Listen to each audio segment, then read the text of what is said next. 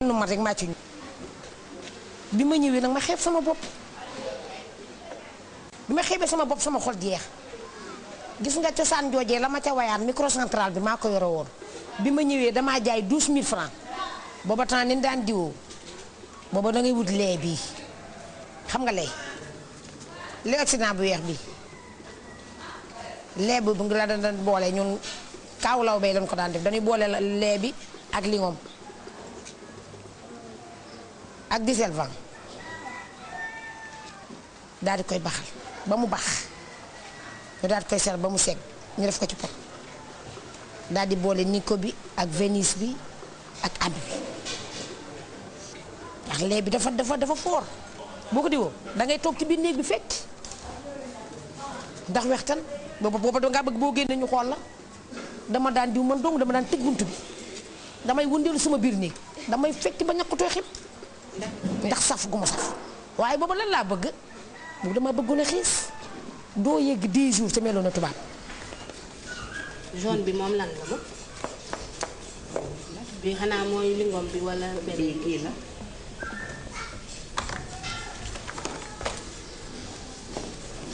jinjeer moom dina war a baax di saf sàpp de lay def. jinjeer dafa baax si yaram. waaye jinjeer de dina faj sax.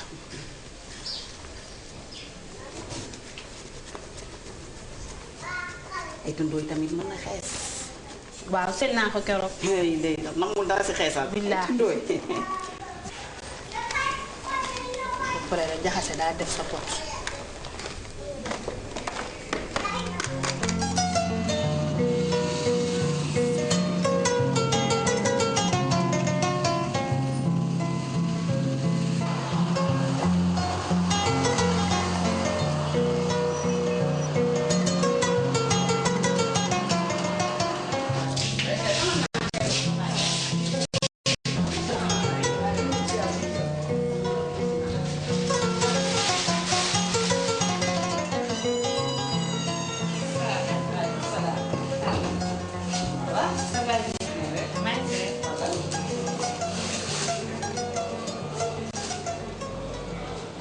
lan moo la indi woon fii tey.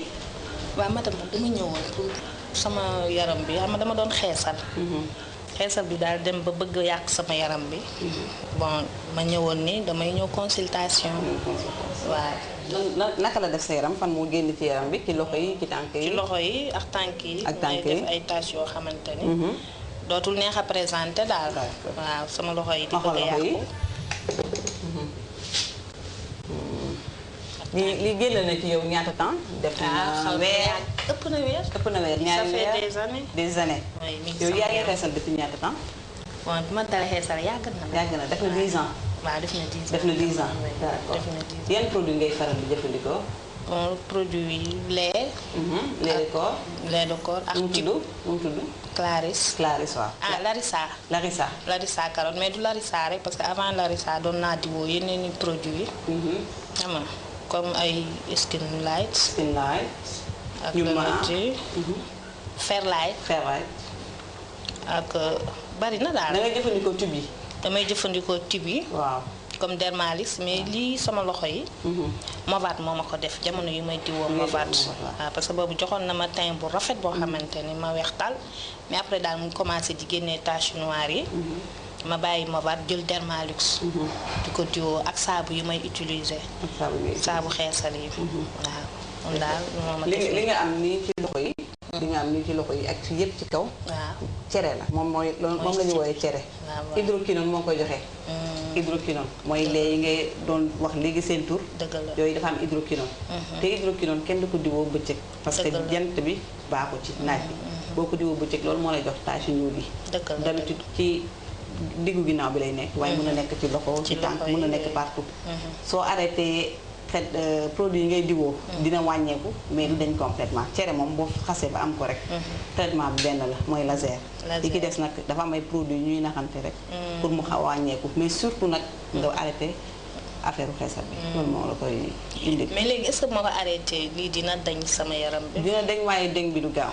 dina jël temps balaa muy deñ il faut pas nga décourager parce que bu fekkee da nga yaakaar da ngay bàyyi tey rek bu subaa mu deñ da ngay nax sa bopp il faut nga bàyyi ay ngiru 3 mois ba 6 mois. muy commencé di wàññeeku ndànk. mais am na yenn cere yoo xamante ni nekk ci yaram bi loolu moom. traitement laser rek te laser malheureusement amuñu ko fii. amul fii pour nga def traitement bi. d'accord léegi dama lay bindal ay produits yooyu jëfandikoo. s'il vous plaît madame lii ma gis nii ci tableau bi lii xeesal moo koy def wala. waaw xeesal daf koy joxe. li nga gis nii ay jigéen ñu doon jëfandikoo produit xeesal moo tax léegi bi nga waxee yaa ngi doon jëfandikoo fukki at. ma xawat ci tuuti parce que ñuy am utiliser lu ëpp fukki at ba fukki at ak juróom ba ñaar fukki at ñoom ñooy am risque pour am cancer bi. parce que lu ma lay expliquer mooy sa der bu ñuul am na loo xam ne dalay aar ci jant bi. léegi bu dee da ngay xeesal nag dañ koy yàq loolu mooy mélanine dañu tuddee mélanine ci tubaab boo ko yàqee nag sa su ñu nekkee ci jant bi di faral def cancer ñun nag li ñu doon aar ñuy nit ku ñuul mooy mélanine boo xeesalee nag mélanine bi dañ koy dindi boo ko dindee nag da ngay am risque yii comme nga am cancer ni te donc bii bu fekkee da ngay xeesal mun nga am risque bi am ko tekkiwul nag képp kuy xeesal da ngay am cancer mais bu fekkee yaa ngi xeesal am nga risque pour am cancer bu der.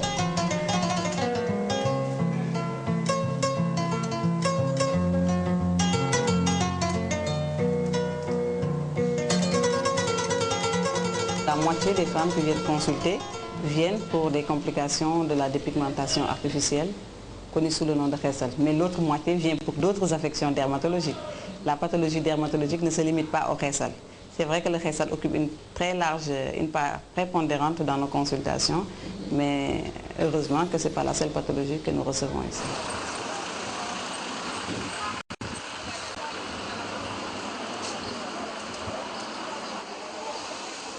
Si on interroge les statistiques, le service reçoit en moyenne 4500 malades par année répertoriés.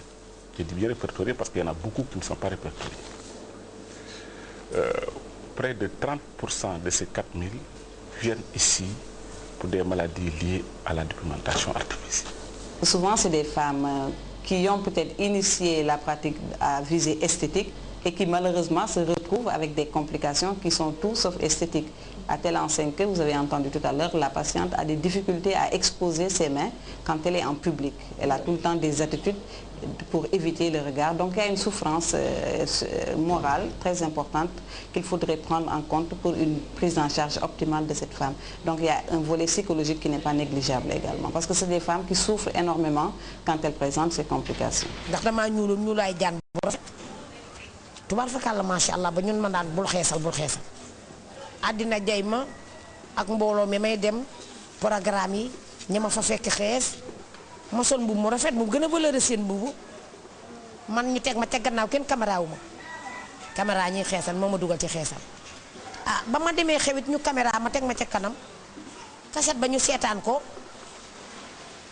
daan ne ma Soxna Mbaye ni nga metti kaset bi tubaar fakàlla macha allah may leen mu naa ma daal di làbbale rek di gën di diw rek ku ma xool rek daal di ma tubaar fa kàlla sa xeesal bi rek loo ma waxee rek bu subaa lu ma wayaan dama te mooy daal di jëndaat produit rek daal di gën a rocc ko rek waaye at bi ak nangam daal lépp lu ma mayoon nangu na ko daal di may jox tubaar fa kàlla ab ñuulaay ay tache yoo xam ne daal moom vraiment dangay waar ngay leen nag nii mun naa mën a ko ku ma gis ngay xeesalit su ma la woo sama kër soo ma déggalee danaa la yedd ne la bu ci dugg xeesal day wor li nga xam ne day wor kon balaa mu laa wor ba ko man su ma xamoon ne nii la may def du ma ci mës a dugg ndax war na ma yàq na sama yaram.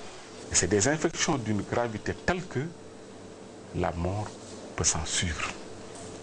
Donc c'est une des causes de décès directement et exclusivement liées à la dépigmentation artificielle. Et c'est relativement facile à reconnaître parce que ça se manifeste par une tuméfaction. Subitement, la jambe devient très grosse, elle est rouge, elle est tuméfiée, le malade a beaucoup de fièvre, il y en a même qui disent qu'ils ont le palu. Et quand on regarde au niveau de l'aine, on parle de ce qu'on appelle un ganglion. Plus scientifiquement, ça s'appelle un érésipèle. Mais cet érésipèle constitue aujourd'hui effectivement la première cause d'hospitalisation. Vous voyez ici, la jambe est tuméfiée, elle est toute rouge, elle est gonflée. Vous voyez des bulles ici jaunes. Et ça, c'est une infection de la peau par un microbe qu'on appelle le streptocoque. Celles qui ne font pas la dépigmentation artificielle n'ont jamais ce type de lésion-là. Ici, vous voyez un bras qui est très rouge, qui est tuméfié. La personne a par ailleurs une peau noire comme ça. Et cet décollement-là, vous voyez, c'est la peau qui est complètement détruite. Parce que l'hydropyrophosphate sécrète une toxine qui détruit la partie la plus superficielle de la peau. Ici, c'est la forme la plus grave, qui est la dermohypodermite nécrosante. Derrière l'infection, il y a une nécrose extensive, le tissu est mortifié, il est détruit. Et ce sont les produits de dégradation du tissu qui empoisonnent l'organisme jusqu'à entraîner ce qu'on appelle un choc septique et qui tue. Les corticoïdes sont des médicaments. Et malheureusement, en raison de leurs effets secondaires dépigmentants, ils ont été détournés par des industriels qui fabriquent des produits cosmétiques, qui n'ont aucun scrupule et qui fabriquent ces mêmes médicaments, mais à visée dépigmentante. Les corticoïdes, c'est des produits chimiques que notre organisme même produit.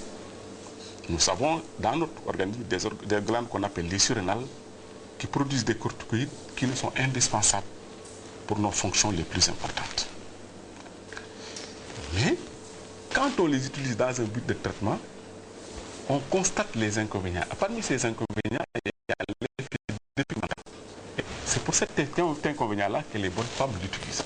Donc, elles ont déjà une production endogène de corticoïdes qui est surchargée par les produits corticoïdes qu'ils appliquent sur la peau. Quant à l'hydroquinone, c'est également un produit que fabrique la peau, dans un but peut-être de se protéger ou de protéger d'autres agressions. Mais si on applique de l'hydroquinone de synthèse, on a des inconvénients plus que des avantages. Nous, à notre niveau, c'est-à-dire au niveau de l'association AIDA qui sensibilise sur la dépigmentation, on sensibilise, toutes les occasions sont bonnes, que ce soit dans les conférences publiques, que ce soit à la radio ou bien à la télévision, comme on le fait là présentement. On continue de sensibiliser les femmes sur les méfaits des produits dépigmentants. Mais malheureusement, il n'y a pas une implication franche des autorités, c'est-à-dire des autorités législatives pour mettre une loi qui interdit la commercialisation des médicaments à visée cosmétique. Quel que soit ce qu'on dit, les produits rentrent dans ce pays par 3 voies. Donc nous connaissons bien les portes d'entrée. Et si nous voulons les éradiquer et que nous avons seule volonté de les éradiquer, les moyens existent. Maintenant, il y a des enjeux financiers peut-être qui nous dépassent. Mais nous n'ignorons pas comment les produits rentrent ici.